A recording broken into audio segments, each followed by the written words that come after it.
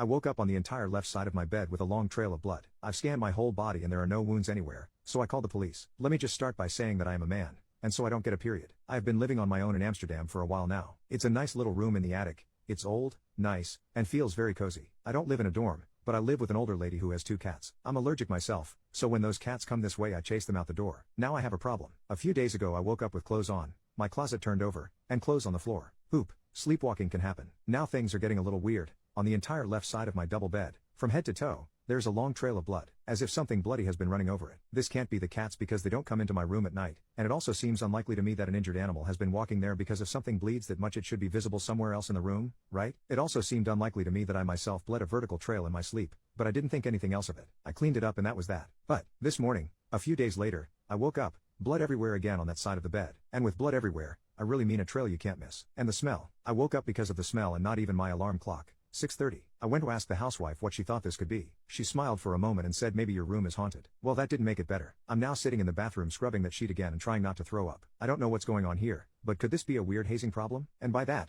I mean student hazing. Is this a normal thing they do in Amsterdam? Smear blood on your bed? I'm just saying, I'm from Brussels. I know weirder things are happening here. I don't get it at all. Especially because I've scanned my whole body and there are no wounds anywhere. Has anyone experienced something similar? Is my room genuinely possessed? Sorry if this is a stupid question, but I'm kind of done with it. Update. For the past few days I've been staying at my friend's house. See if it's mysteriously bleeding there too. I ordered a camera, and nothing happened. Until yesterday morning. I went back home, went to the doctor on the way because I suffer from hay fever, and once home just checked the cats for being in heat. Turns out they're both male. Unfortunately, I set up the camera in a can, thanks to whoever advised that, and went into the space behind my room with a CO detector to measure it. The second I got in there I smelled a very familiar smell. Exactly the smell that vaguely smelled like blood. Now that I know what it is I would associate it more with meat, but the smell of blood came very close. Anyway, grabbed the CO detector, and shirt in front of my nose and put that thing to work. Nothing wrong. Anyway, called my friend because the smell was very specific. She was there within an hour, and she too thought it smelled very strangely of blood. It's a large attic, which smells of blood and rotted flesh, and there are things everywhere in the dark. Of course, my imagination ran wild. My girlfriend also started to get the jitters, and after an hour of pondering we decided to call the police. Well,